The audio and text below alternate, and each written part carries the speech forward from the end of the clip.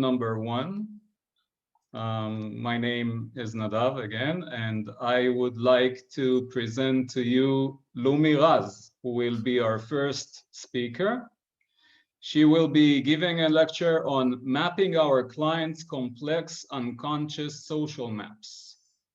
This session will last for 90 minutes. We are recording the session, so please make sure your mic is muted. And if you choose not to be on camera for the recording, we would kindly ask you to turn the camera off. Lumi, the stage is yours. Thank you so much, Nadav.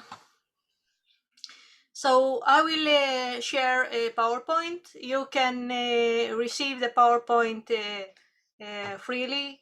It will be on the chat, and it can be also on a mail that you will receive after the conference ends.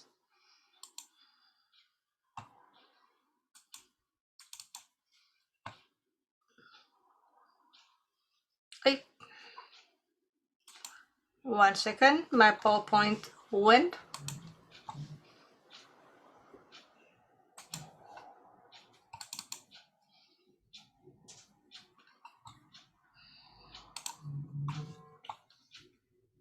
Yeah, I found it.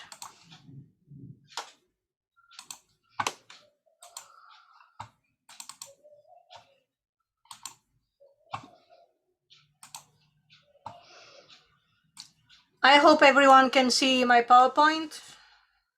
Yes? Do you see my PowerPoint? Yes, it is visible, yes. Yeah, okay, great. So I will be speaking today about social maps, and a nice phrase that I can start with is that the quality of our life is equal or depends on the quality of our relationship with ourselves or with others. And a smart man once taught me that it's better to be young and healthy than to be old and sick. So yeah, we all want to have a good relationship with everyone, and sometimes we do, and sometimes it is a bit challenging to have. So why is it sometimes so complicated to improve social relationship? And think, for example, in a family, how the dynamic can change when we change our relationship with one of family members. And sometimes their social relationships are complicated or complex at the working place. So sometimes we are in a system that something depends on something else. So not all the time it is so simple to change. Sometimes it is, but sometimes it is not. And then we can ask ourselves how to begin with, where to begin from, how to see what it is there, and how to map our social maps. I will start saying that for the latest years from 2017, I'm working with the Social Panorama model, and it changed my life like NLP. And what I could do with Social Panorama is to diagnose better, to understand better the inner world of the person that is in my clinic, and also to understand myself better, and to improve very complex relationships very easily in very elegant manner. So I'm also training Social Panorama model, but I want to start with presenting its creator, Dr.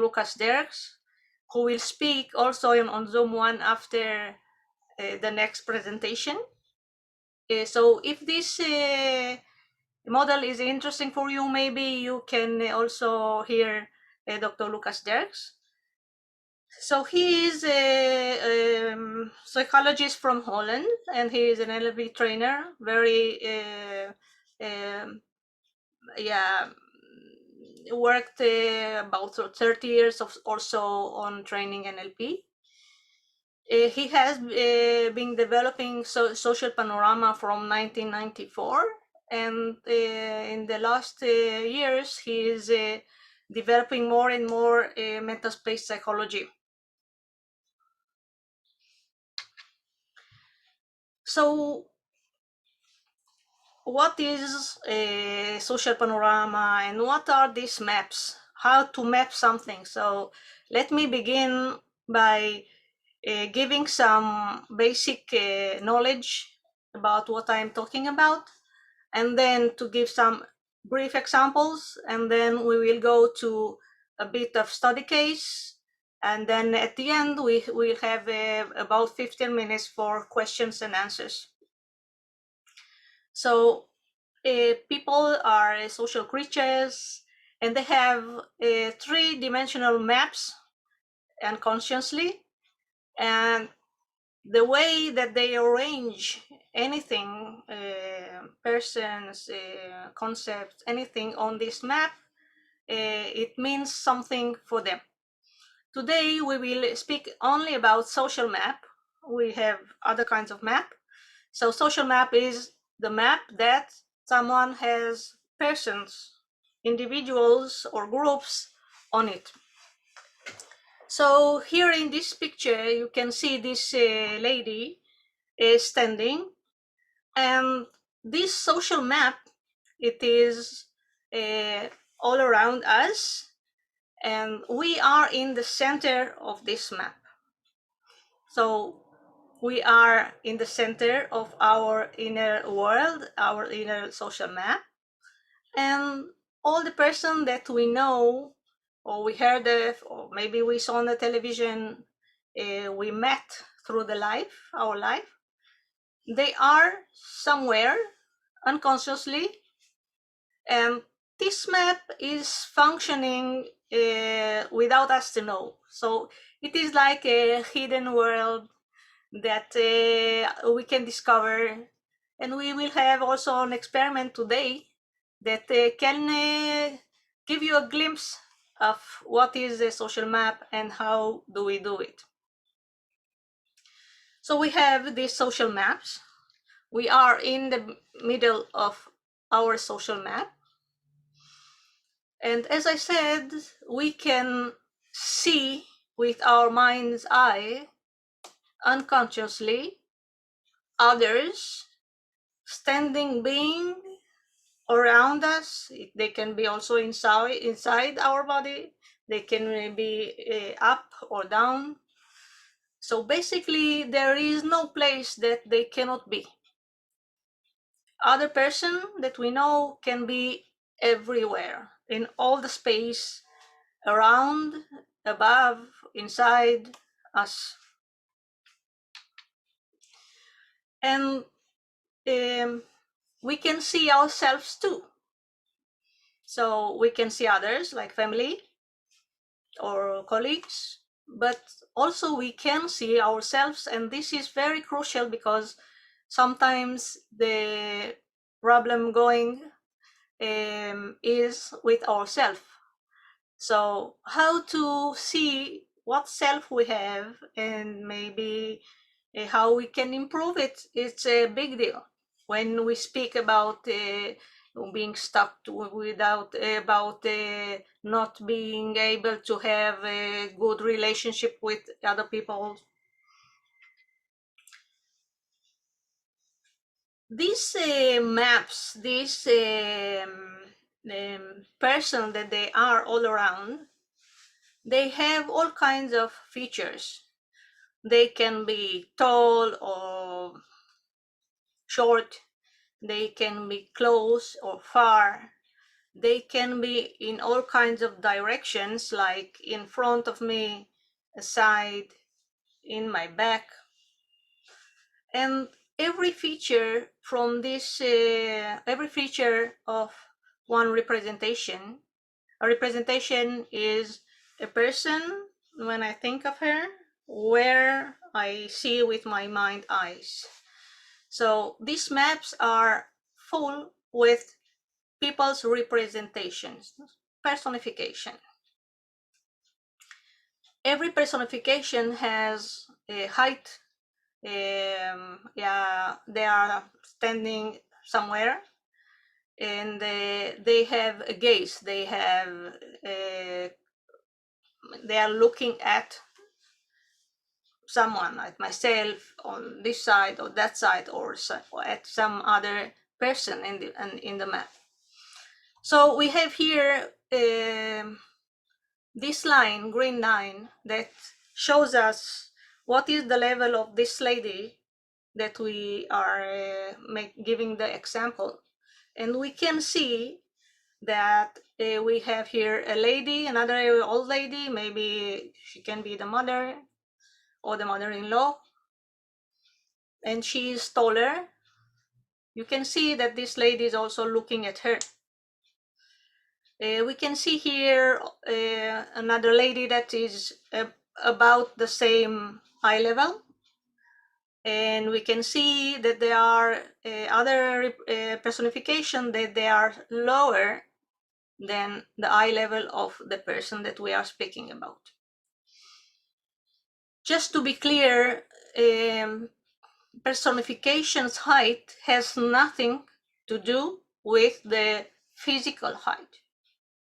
So when someone closes their eyes and thinks about someone else, and this person is, let's say, maybe 6 years old, it can be huge. This person can see the 6 years old as 2 meters high. So the actual height of the personification has nothing to do with the height that people have in their personifications maps or representation. So we will also give some examples and have a kind of yeah, what are these maps? So we saw that we can have representation of other people. We can have our representation somewhere, ourselves. And what is so interesting is that every map is unique. It's like a fingerprint. So everyone has his or her unique map. And this is governed by universal laws. Why this is important to know? If all the maps are unique, so do I need to learn all over again what to do and how to do with anyone? The answer is no. Because we have these universal laws, and we have more than I just mentioned, but I just want to give you an example. So these universal laws can help us understand any map that we find.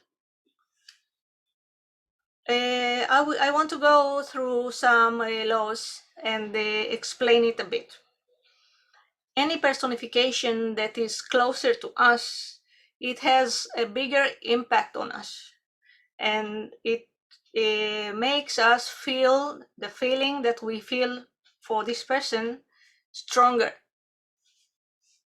So when I see someone a meter closer or 10 meters farther away, it makes a huge difference.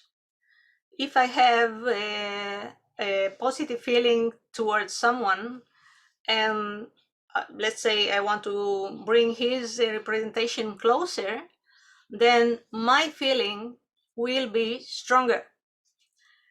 And the other way around, when I have a negative feeling, and let's say I will put it further away in space, then this feeling will be less stronger, will be weaker. So from this universal law, we can already think of what we can do with it. If I have someone who is, I'm in a conflict with him, or someone who is, very authoritarian towards me, one of the things that I can do is to put him a little bit further away. And if I would like to have more of, I don't know what, a feeling of love or friendship, I can just put these persons closer to me. So what is amazing is that this representation and playing with the representation are so natural to us, because we are doing this all the time unconsciously in a quick way. We do not think of doing. The mind is just doing it. So the first law is very important. Think of, let's say, addiction. When you have someone that is addicted to anything, then this addiction will be very close, will be in front of him. And when you push it a little bit aside or further away, he can feel a little bit more in control and maybe a little bit more ready to do anything about this addiction. So this feature, this thing with closeness and farthness away, this is so important. And now I would like to say that the height of the representations is also crucial. We think that all the people that they are with the same height level are equal to us. We are pretty much the same. We are unique, but let's say in the same category. And then we have other people that they are higher than our eye level, maybe with more, not only 2 centimeters, maybe 10, maybe 20, 50, it can be 2 meters. So this height is because our mind perceived this person as having something, maybe status, maybe money, maybe he can play violin and we cannot, maybe he's famous. So when our mind meets someone who has something that we do not have, or not at that level, it might give a bit of a push up. This person maybe is a judge, officer, maybe is a prime minister, maybe is a singer, maybe, yeah. So this height means that he is something more, or something that he has and we don't. And exactly the other way around is also true. When we see someone that is much smaller than us, it can be 5, 10, 20 centimeters or even more, then it's like we have something that this person does not have yet. Yeah, it can be professional, it can be anything.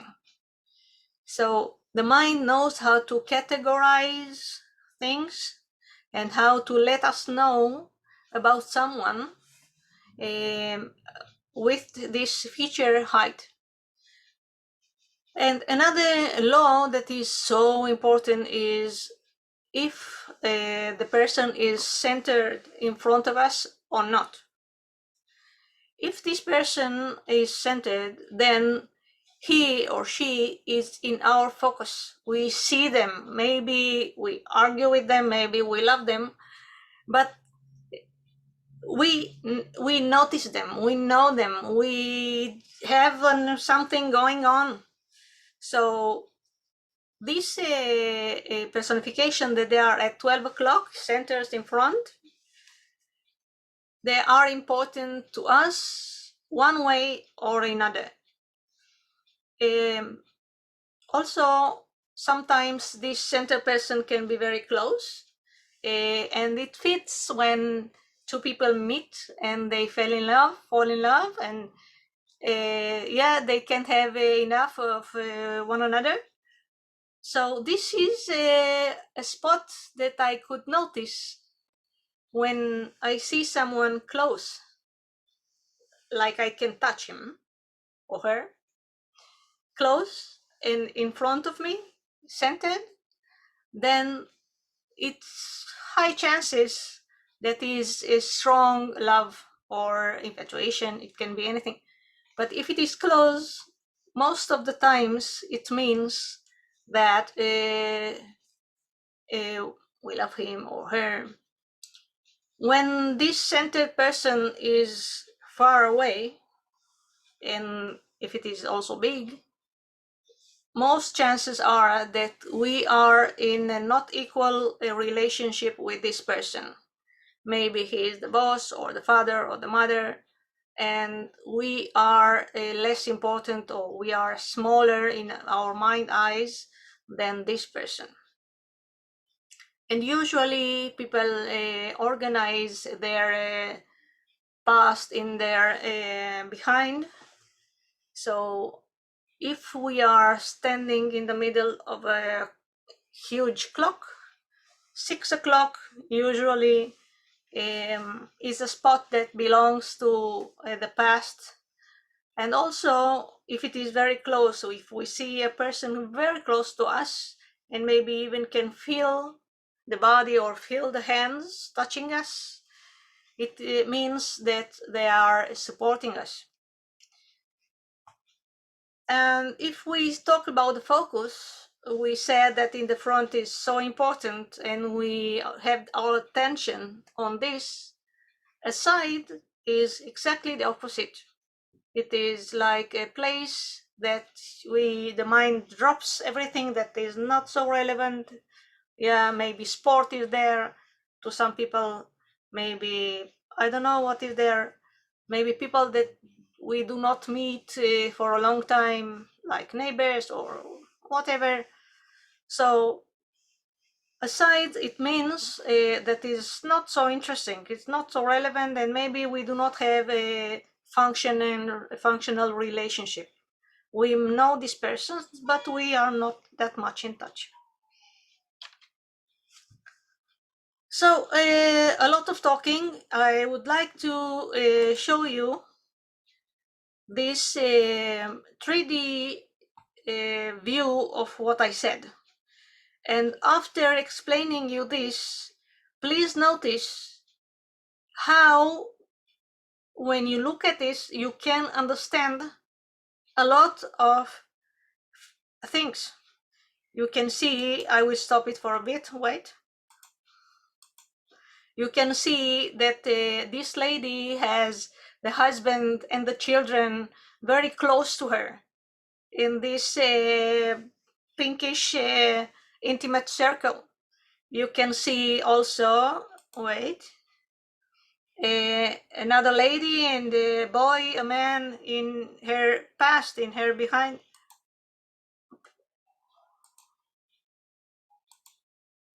So it's so obvious when you look at this, how things are organized. And it's very, very simple to understand by looking at a map what is going on. And I would like to ask you, when you look at this, what you can see, except that the man and the children are very close. What else you can see? Maybe you can write me on the chat. What else you can notice here?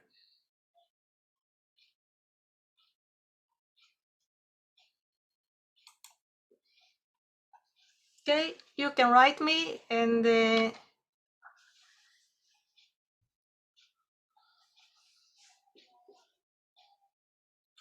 interesting to see it in a 3D way, isn't it? It's so simple to understand things and complex things.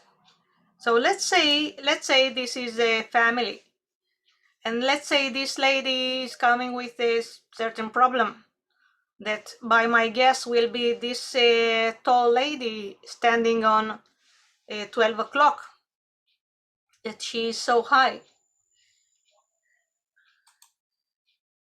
And another problem here in this map can be that the sun is far away and looking on the other side.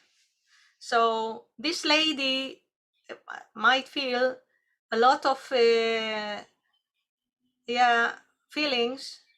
Like, on one hand, I have my husband, and I love him, and he helps me, and I have my small children, but the problem is with my son. It's hard to communicate with him. He doesn't care about me, or he doesn't mind what I ask him to do or to say. He can be interested in sport and not on. So you see here on this position, you can see a lot of things. Also, we can see an ex or something like this, that it was in her past there. We can see that some of the personifications are looking at her and some don't. See, you can see that some are centered and some are over the sides. Very nice to see. I just love it. Okay, now I will go through a bit of what we can see on maps. Yeah, we can see a lot of things. I will not get over everything, but I will cover some important things. So we can see ourselves in our maps. We can see in a given context, because we are ourselves, a lot of ourselves. I am different as a mother than I am as a therapist, then I am as a neighbor, then I am as a whatever context I choose. So we can have a context of who am I in a context, and then have maps regarding to this context. We can have some maps. Let's say I choose 5, 6, 7 contexts, different contexts, and I can see how am I, my self-image, how it is constructed in all kinds of contexts. And then maybe I can draw a conclusion. This is where I should start working at. So a positive self-image can be, first of all, when it is in front, centered, it means that I am focused on myself. I see myself. I am in connection with myself. And it is so important. It is so important. If, let's say, this lady has had the self-image aside, it means totally different thing. You see, and when you see it visual, it's so easy to understand it. There is a saying, one picture worth 1,000 words, and here is the same. And we can see that this is a positive self-image. She thinks good about herself. She is in connection with herself. She is paying attention to herself, and she knows what she wants. She is confident. So all these things we can say when we look at this construction. And also it can be that this person see herself as glowing.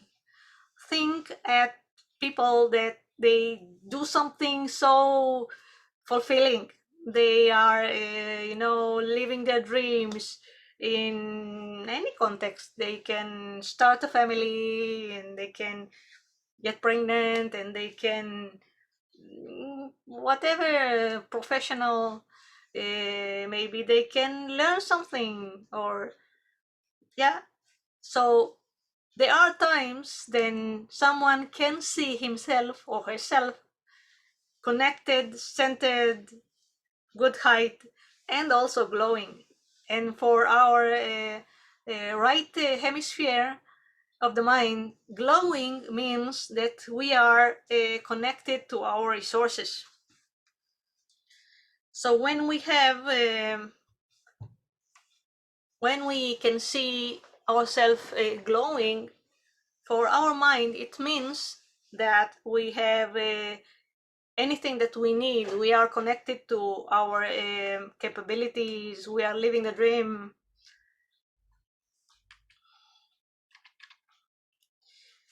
And let's say how a negative self-image can look.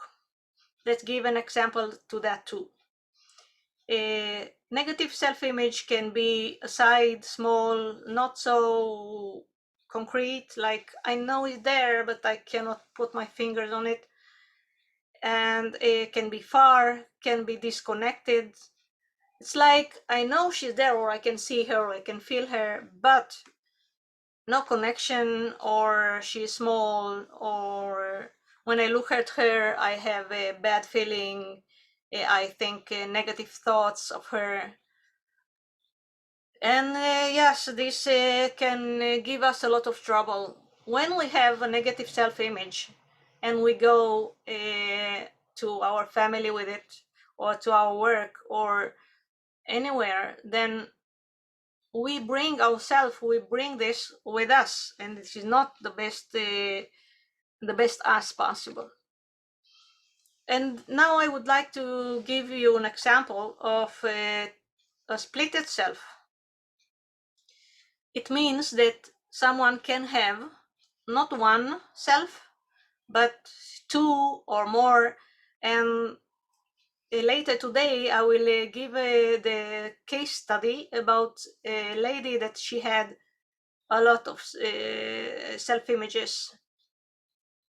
So it's important to say that we are always working with self-image in one given context.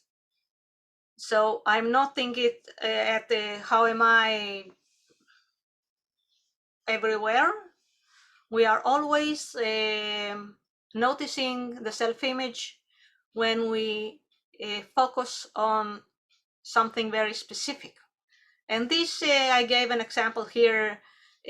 Who am I as Dana's mother? This is not happening with me, but this is only an example. So if someone has two self in one given context, then what is happening is that they will have they will be very confused on how to react when something happens. And one example I can give, let's say the child is coming home and telling the mother, mom, in the school I smoked weed. Then how to react to that? Because it's kind of lose-lose situation.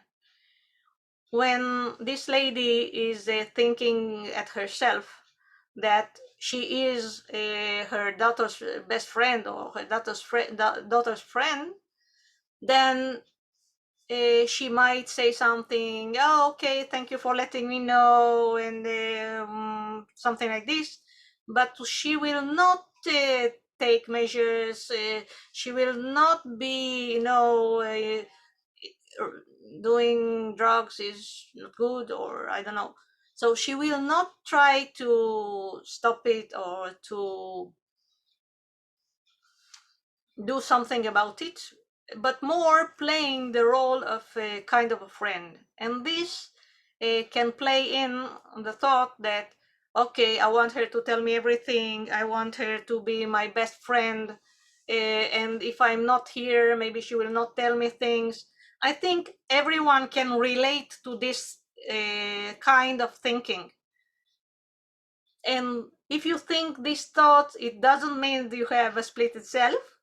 It means just you are very normal. You are thinking as any parent can think.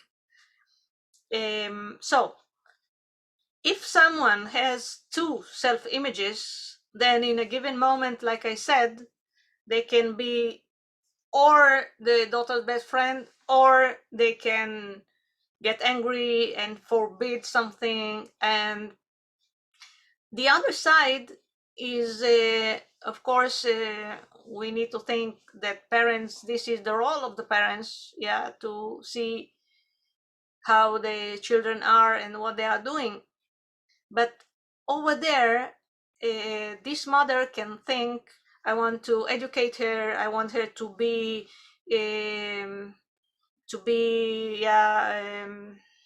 to learn and to do something with her life, and not to get around people that they do drugs or whatever.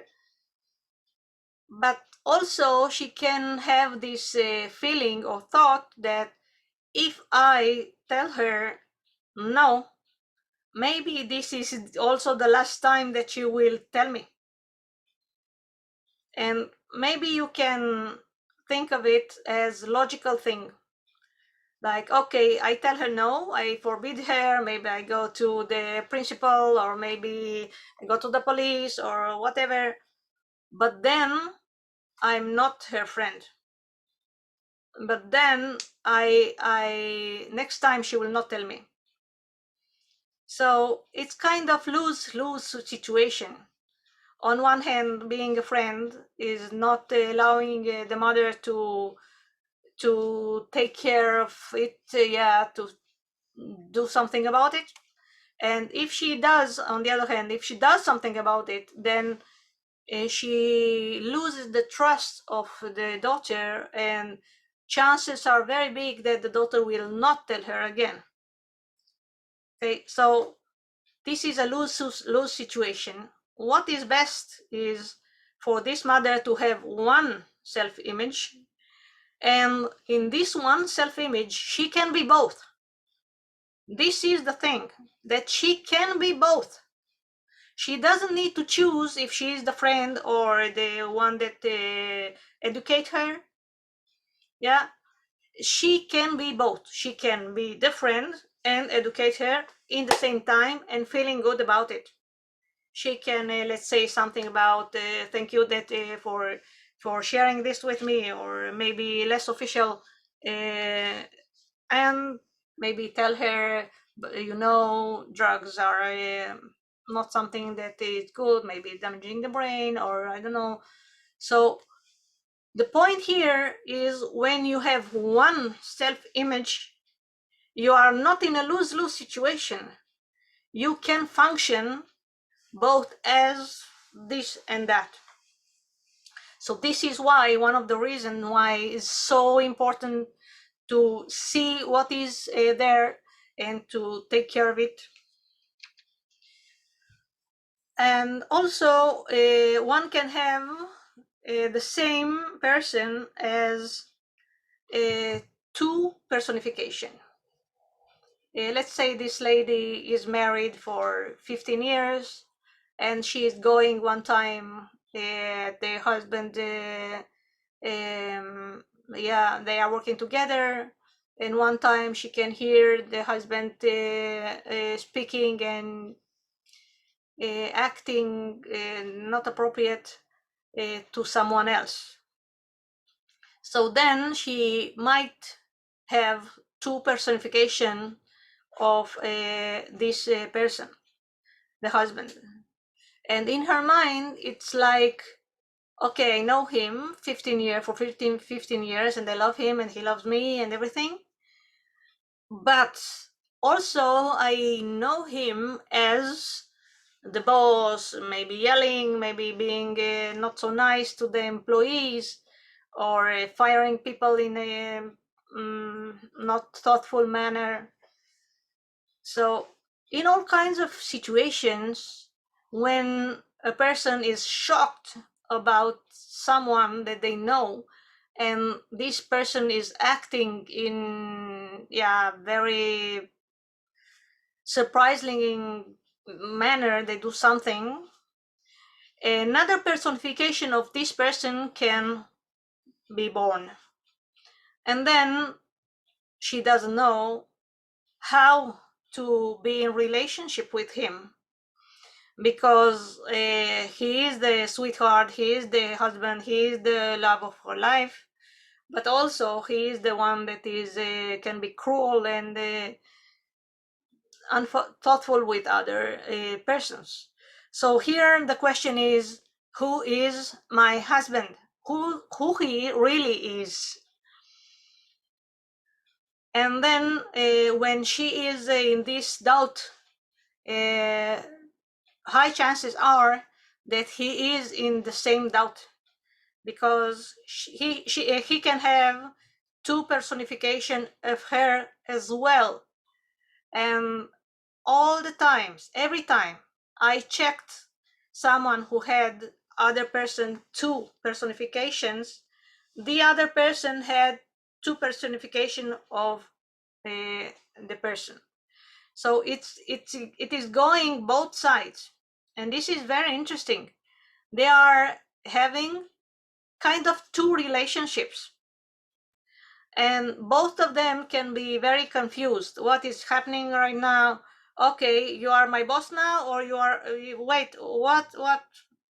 Let's say if they are in a car going to a birthday, okay, and they are speaking about something. They can be very confused. Okay, what? Who is speaking now? It is Mark, my husband, or it is Mark, my boss?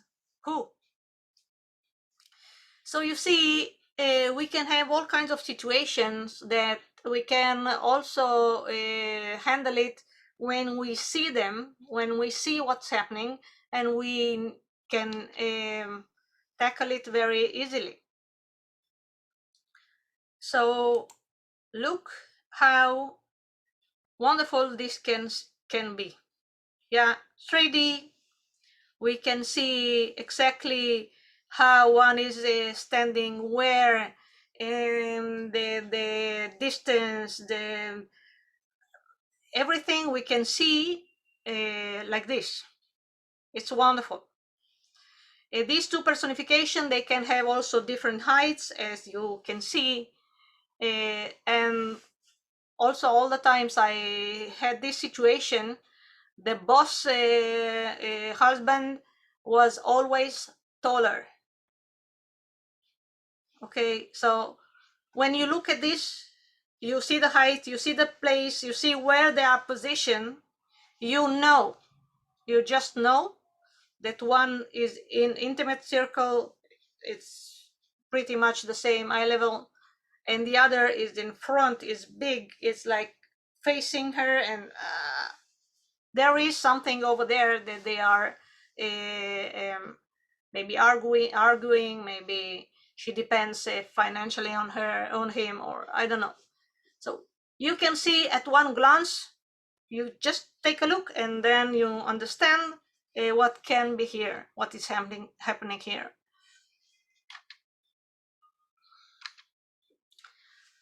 In our social maps, we can find also people that they are not alive, and this is a strong indication that the person that have deceased people in their social maps, they did not complete grief process. So when you make a map, social map, you can encounter there a lot of things, including deceased people, and they can be organized in a lot of ways. And now, if you look at this arrangement, spatial arrangement, I want to ask you, and maybe you can ask yourself, what chances are for this lady to get into a new relationship? What are her chances when she sees the husband so close in front of her, looking at her? This place is taken. This seat is taken. So a lot of times we can see people that they have the partner not among us, and then having really a hard time to have another relationship. So with the social panorama, we can see if there is someone there that is holding the space, is making the space not vacant. It's not available. Okay, and in the same manner as a deceased husband can hold this place and not letting it go, also an ex can be there. So in this example, the ex can be very much alive, but the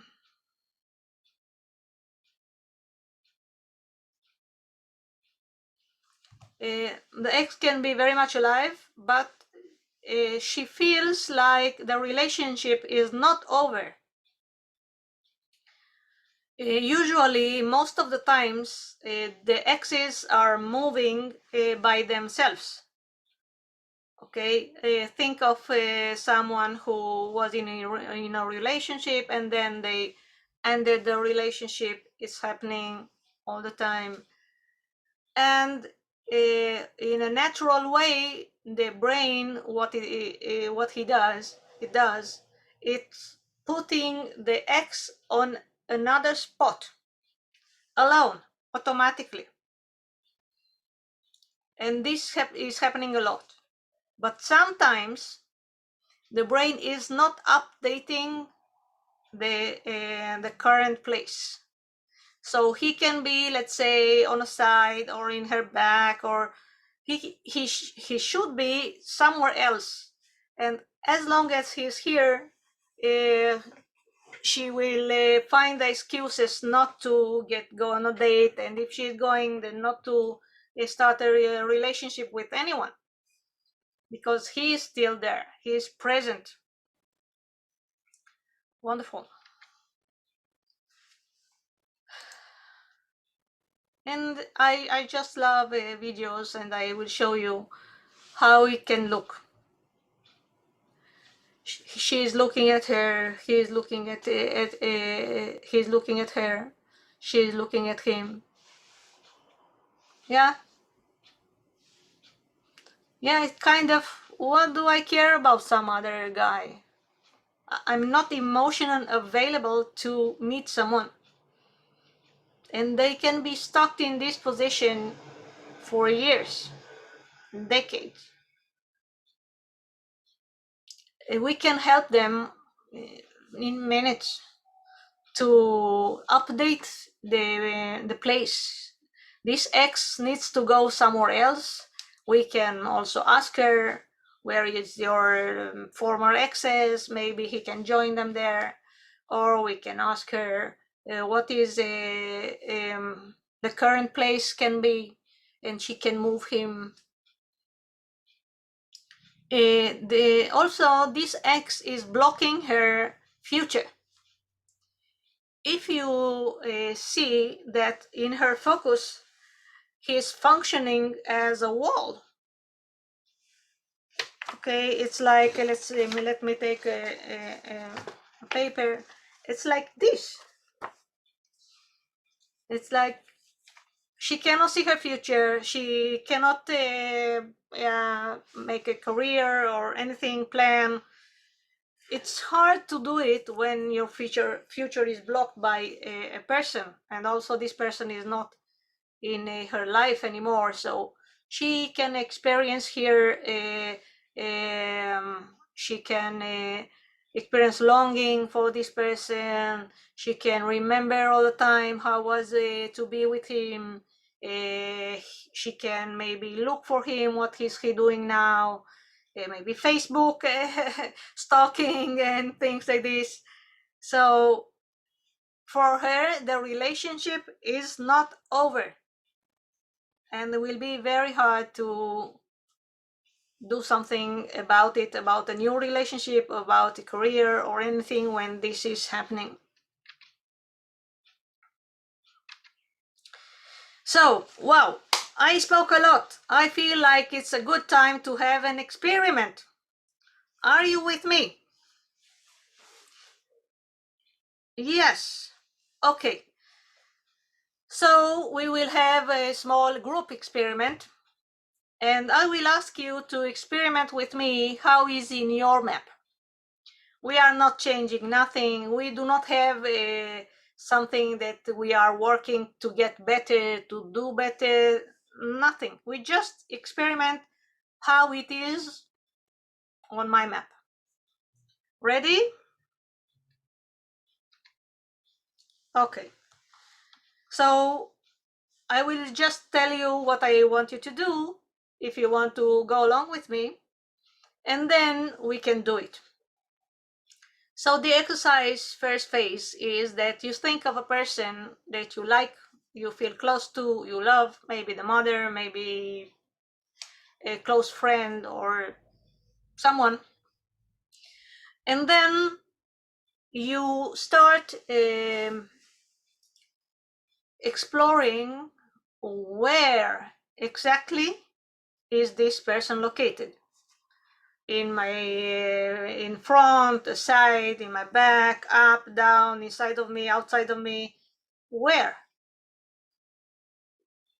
And then see how close is this person to you. It is 5 centimeters, 20 centimeters, 1 meter, 5 meters. What is the between you and this person? How many centimeters or meters are there?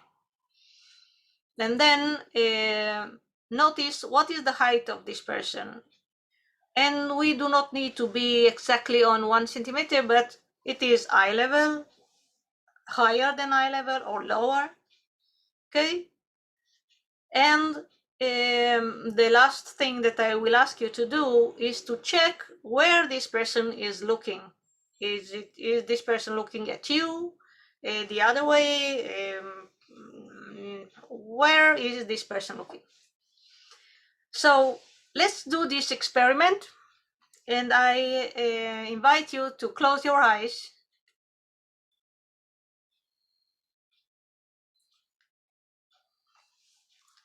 and take some deep breath.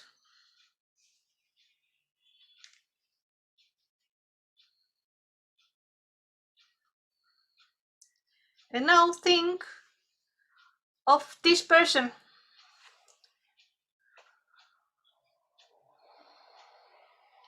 A person that you love, like, that you are close to.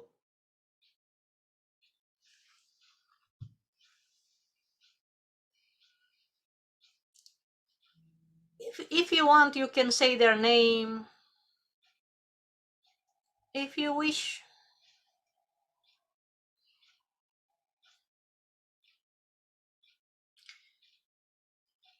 And now please check where exactly is this person located.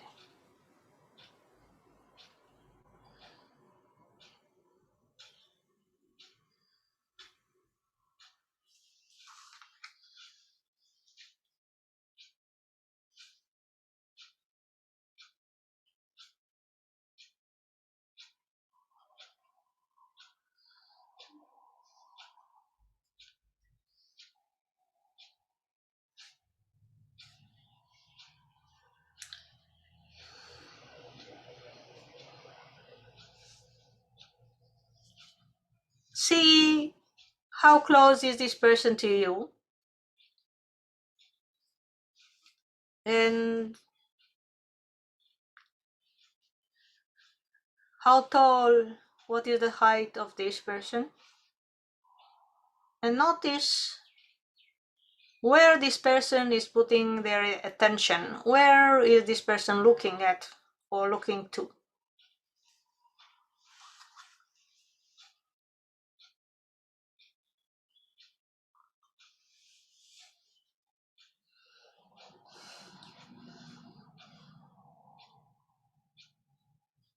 You can even notice the feeling that you feel when you think about this nice person that you love, like.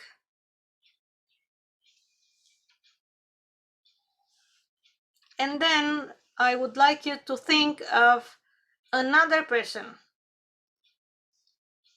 someone that you do not love or like. And here you can go to the extreme, someone you hate, but you don't need to. Just think of someone that is, yeah, I know him, but we do not have that much of a good relationship with. And then please do the same. See where is this person located.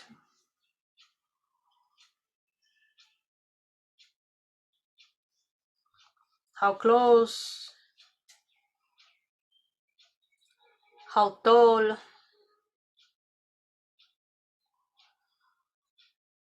where is this person looking, in what direction.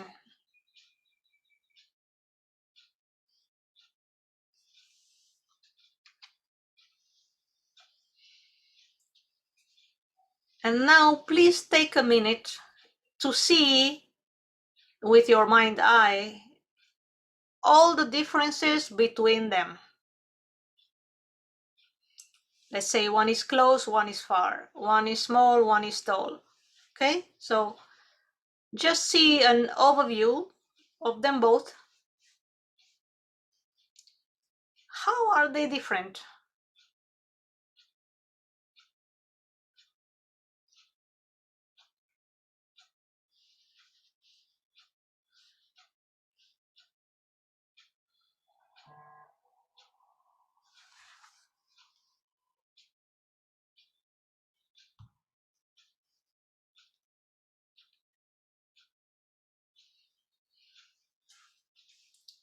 Maybe you can even see if one of them is lighter and one of them is maybe darker.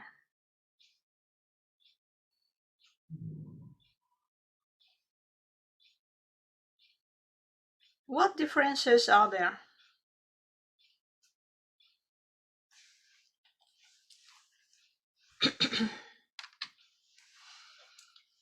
And now, for just a moment, please switch in between them.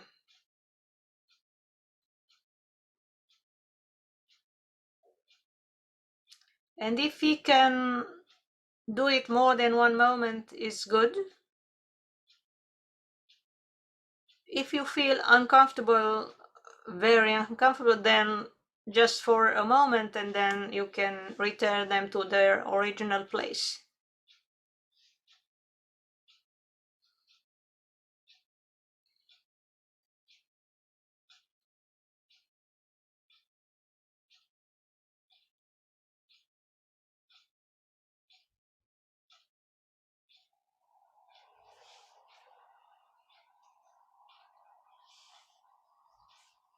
And for those of you who chose to do this exercise with me, with this experiment, please write in the chat, how was it for you? Where was the first person? Where was the second person? And how did you feel when you switch in between them? How did you feel? Was it right? Was it awful? How was it? I promise you to read every message you sent me. Okay, so this is the experiment, and I will read your messages from the chat. But in the meantime, I can also say that we can map anything. We can map groups of families, one person or myself. I can map beliefs, I can map addictions, I can map food. And we have a dear friend, Jacqueline Hemskerk, from Holland, which she developed working with food, and she is also presenting on this conference. I invite you to take a look and participate in her presentation. So you see, we can work with a lot of things, also concepts like friendship or health or whatever, love, authority, whatever concept you might think of, we can map anything and everything. Anything that our mind knows, we can find the place, we can see what does it means, and we can change it. And now I will take some minutes to speak about a case study that was so interesting for me and I would like to share with you. It was a 50 years old lady. She is single and she has a disabled child that she is raising by herself. She is living at the countryside. She reached me about 2 years ago, and she is in continuous treatment therapy with all kinds of, she was, because she is not now. She was going to psychologists, psychiatric help, coaching, NLP, eye movement therapy. So she was in a lot of places for about 30 years. She is unemployed. She is living from a social services allowance, and her complaints were basically that she is going to lose her minds. She doesn't know what is true, what is not true. She was extremely shy and had social anxiety very strong. This was very powerful when she could not even go on a bus because she was afraid that people will ask her something and they will speak with her. Also, in her place where she was living, she was not speaking with anyone, any neighbor, and she was walking with the eyes down and being afraid that someone can ask her something or tell her something.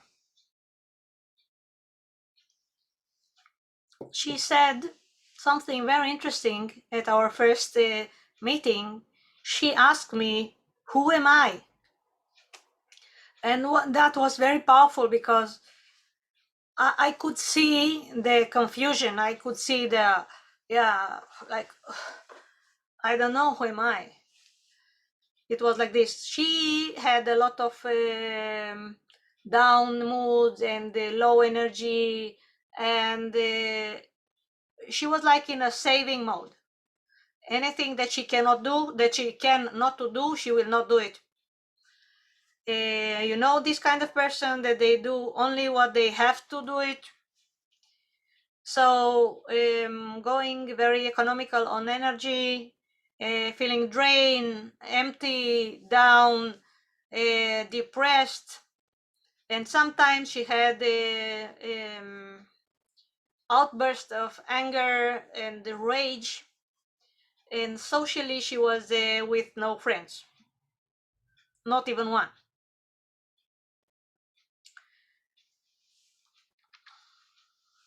When I explored her map, that was very interesting, and this is what I found.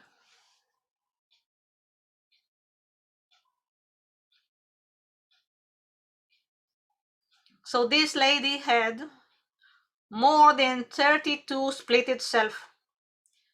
After 32, I stopped counting because it was not relevant anymore. Some of the splitted self, they were close, some further away, some they were big. Most of them, they were kind of eye level, and she had one huge self in front of her. She had two dark areas like a black cloud over her head and in her body. From here, from the neck down, when she was looking, she said, I cannot see my body with their mind eyes. I cannot see my body. It's just dark place. So, how did she got here? This is the question. What happened? So also it's nice to mention that I could see when she is switching self in front of me. It's like different person. It's like being someone and speaking and gesturing in a certain way, then being someone else, then being someone else. It's just like switching this self. And one time she spoke like a small child, 5-6 years old, and also the sound of the voice and everything showed me that something is very wrong. And then when I made the map, I saw all the splitted self that I could find. And then after 32, I said, yeah, okay, I got it. I don't need to continue. And then I asked her, where, in what time in your life was created the first splitted self? And it was related to the birth of a brother. So this was the first. She was the little princess of mom and dad, and then she had a brother. And now, not everyone that is having a brother, they have a split itself. Yes, don't generalize it. But there are some children that they cannot deal with it. They don't have tools or resources to deal with a small child that is getting all the attention and love in her view, and the mother is all the time with him and breastfeeding him and cleaning him, and everything is around this baby and not around her anymore. So her way to cope with having a small brother, and she was with a feeling that the mother is not paying attention to her, doesn't love her, and she needed to be quiet when this baby was asleep and so on. So her way was to split the self. This is her way of coping. And yeah, when you learn something like this, it is very easy to do it again. So next time when she had something, when she got into the school, when she started the first grade, also it was a split.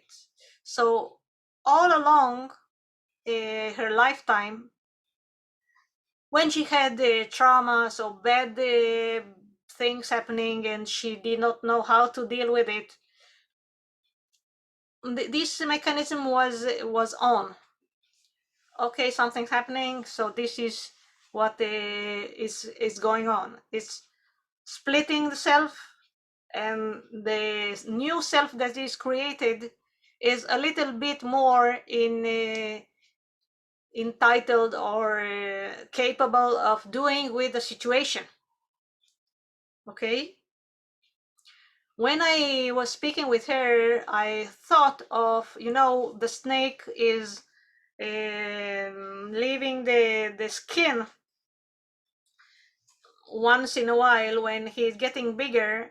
the skin is compressing him, so the body is getting bigger and the skin is getting staying like this tight. So what he is doing, he is just leaving the skin and growing a new skin.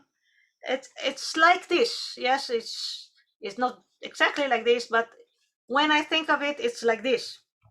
I cannot cope with something is not good, and yeah, my way of doing it is just to split the self, and this new self can cope with what is going on.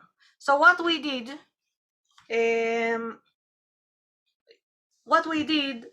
we found all the traumas we could find, and we had trauma release for everything. And she had a lot. She had a lot, close to 100 traumas. She had a lot.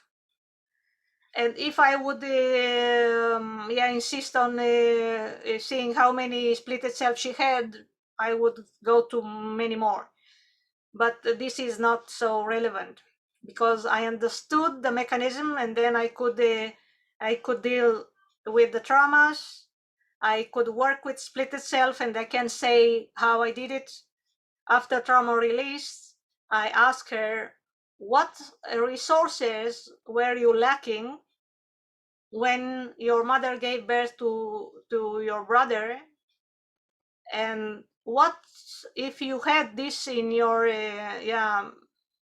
if you had this resource, then this splitting was not even happening, and it was the love of the mother and the tension.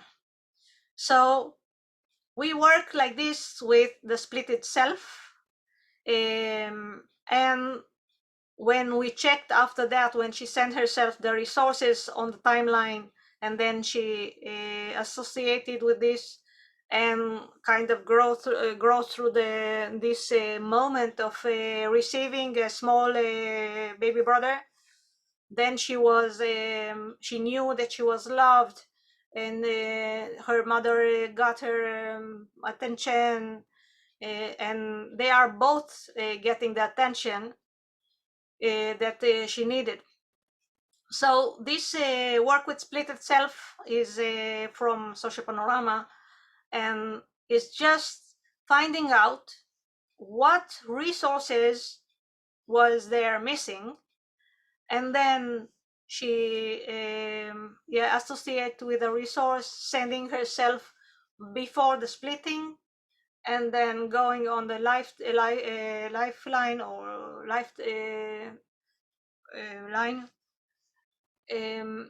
timeline, and associate and then go through the event. We also improved her self when it was one, when we were left with one.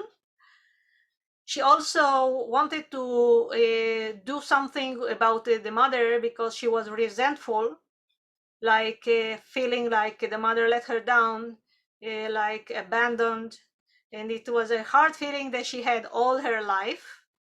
So in an aggressive way, she sent resources to the representation of the mother. I think that she bound her with love, if I remember correctly. So this is her way to send the mother resources. We had a negotiation panorama, which means that she can see the big picture of her, of the mother, of more members of the family, and see it from the third position, see what needs to be adjusted over there. And also we had the limiting belief change, identity change, that she did not know who she is. And this is so logical not to know who you are when you have more than 30 self. When I first checked at the first meeting, we had noticed that her son representation is inside her body, and she and her son was one together. So when herself was one and strong enough, when she knew who she was, we could solve this shared location. It is not healthy, not for her and not for the child, to have this one location for two people. At the end, we made a family panorama, which helped her a lot. And we chose not 5 years of age, but 4. And then we had some humanity and belonging to what groups, and a bit of change history. So this is what we did, and this is the result. And she had also all kinds of bit more neighbors that she was in contact with. She opened the clinic. She went and learned NLP and more, also Social Panorama, and opened the clinic. She is independent now, and she is not living from social services allowance. And most of all, what was her feedback was that I have solid ground where I can step on.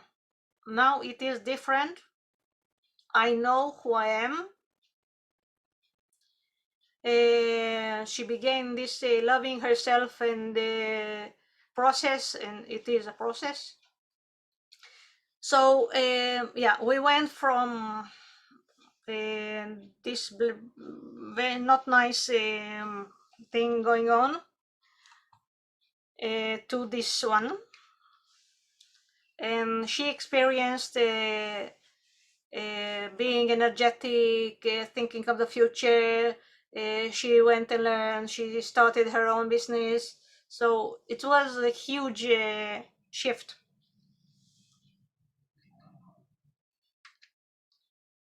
Okay, and before the thank you,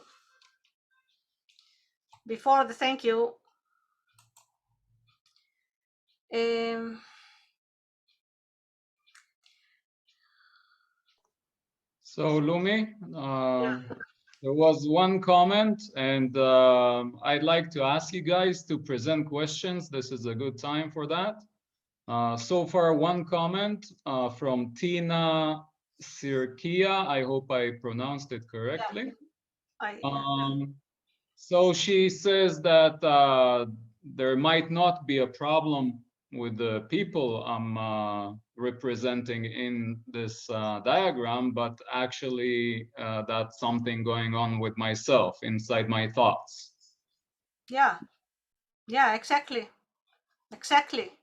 So inside myself, there is a splitting. Now I'm speaking as my client, yes? Inside this client was splitting all the time, that she could not cope with something. This was her way to go further. Okay, so the main thing was that she had no tools, she had no capability, she did not have something how to go over incident, trauma, place that she felt yeah, not good, not loved, not being heard or seen. Yeah, I hope this satisfied you, Tina. And I have here someone who wrote me, and the other child who is facing away is interesting. Yeah, that was at the first. Exactly. Her family was pretty much great. She had a husband next to her. She had the 2 children, but the child, the boy, the son, looking away, this was disrupting the harmony and her feeling of how the family should look like. Thank you. Yes, thank you. Person I like. Yeah, so I have here a comment. Person I like is close, looking towards me and at the same height. Exactly. This is the best self-image. This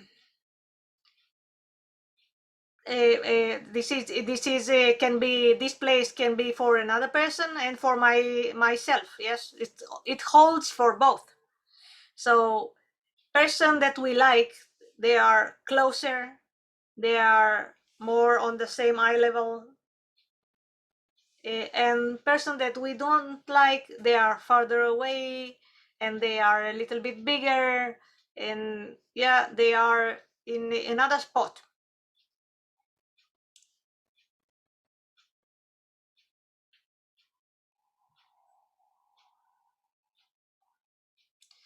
So this was yeah, Bruce, you would like to ask me something?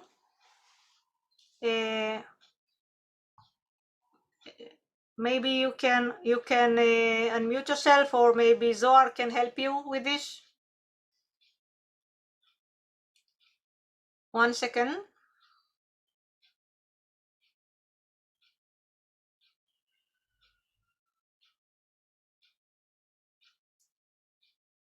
Zohar, it is not the right slide.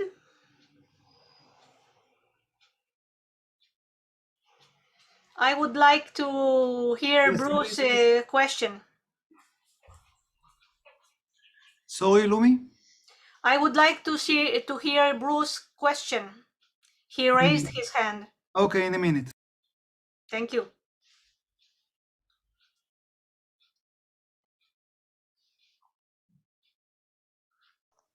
So until he fixes this, I have a question for you, Lumi. Yeah. Oh, It's fixed, so go ahead. Bruce. Thank you very much. Hello.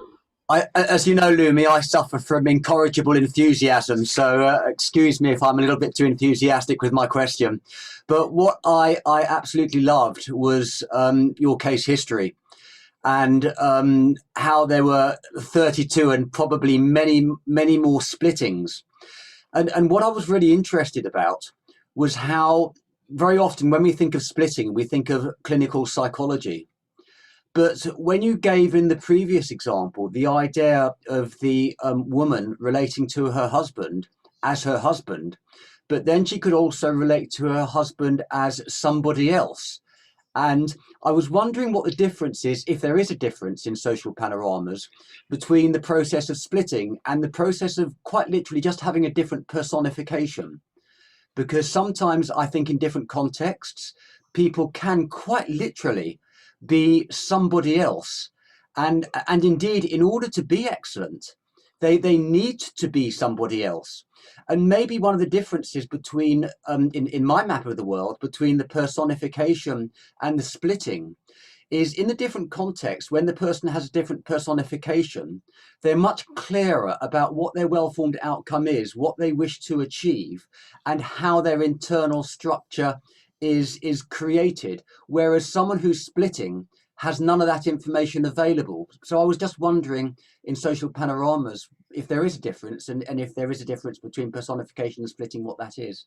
Well, it's a lot of information in this question, and I will do my best to answer as much as I can. Thank you. So, when we have a husband or wife, and we know him for so much time, it is clear that this person will behave in a certain manner at home and outside.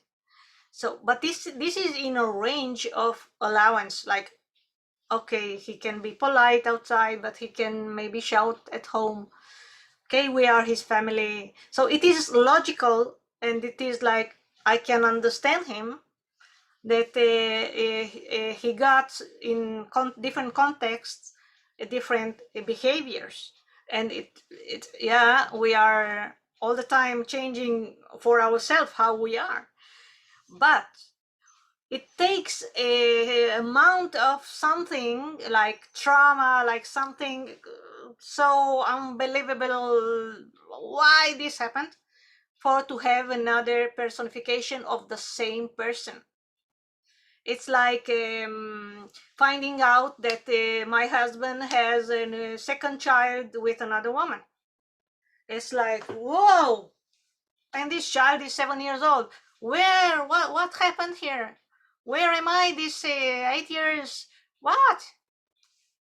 Okay, it takes something to shake the world of this person to form another personification. It is not because on the line for the supermarket he did not leave someone to go in front. It's not like this. It's take a huge event, something there happened for these personifications to be born. And if you look at my example with these at least 32 splits, you see the same. Something very important happened to this 5 years old child, that she could not deal with this, that she is in her map unloved, uncared for. She did not have attention from her mother anymore. This is what she felt. So in this age, she was not thinking, yes, my mother now she has a baby, the baby needs her more than I do. She did not have this kind of thinking or coping or understanding. She experienced like, I lost my mother doesn't love me anymore. And for 5 years old, this is all her world, this is the mother. Understand? So you can say there is similarity in between two things, and the common thing is an event or something, a trauma, something that made a difference. And I'm sorry sometimes, to interrupt, Lumi. We have 2 minutes to finish. yeah, so thank you. So I have another question. I hope I answered you, and I am available also on the chat, on private chat, and we can speak about this. Thank you. Talia?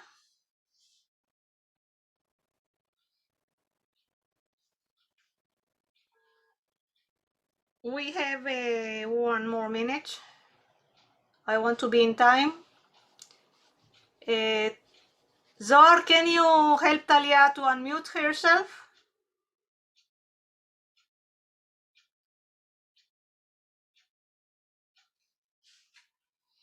So I invite you, Talia, to write me, and we can אוקיי, even עכשיו have... את שומעת? כן, כן. כן? אוקיי. כשעשינו את הדמיון מודרך, אז הבן אדם הראשון, חוויתי אותו מולי יותר גבוה, ואז לאט... מה? When you had this guided exercise, then you had one person in front of you. אני מתרגמת פשוט למי שלא יודע, אוקיי? אוקיי. ואז הוא היה גבוה יותר ממני. One was bigger than I was. והיו 3 דמויות לשני הצדדים שלי מאחורנית אפורים, כאילו זה הוא באפור, ולאט לאט הוא זה שעמד מולי, פשוט התרחק עד שהוא נעלם באופק. So Talia is sharing with me and with you that she saw 3 different representations, and they got farther away at the end of the exercise. Yes. What is meaning that he's going far away from me and disappear? Sometimes I will speak English because you have the translation, okay? Okay. Sometimes when I explain something, people, when they are searching for a personification, they connect it with the knowledge and they say, no, here is not good, and they change it. It's like almost automatically. It's just changing. When you know that someone is bigger, is like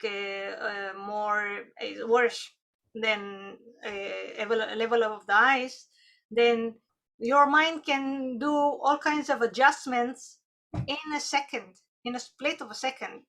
So I began today and I said that if something is not nice, we can just put it a little bit farther away and then we have a better feeling. So your mind is doing it. אוקיי. Great, you are listening. רציתי להוסיף שזה כאילו, אנחנו בדיוק נפרדנו, אז זה טוב שהוא הולך ומתרחק ונעלם באופק. Wonderful. Thank you so much for your sharing. I need to be in time. I invite you to write me, be in contact with me. Let's talk about all this stuff. I am so excited about this topic. I love Social Panorama, and I'm so grateful to Dr. Lucas Derks that he taught me this wonderful model. And enjoy your conference. So thank you very much.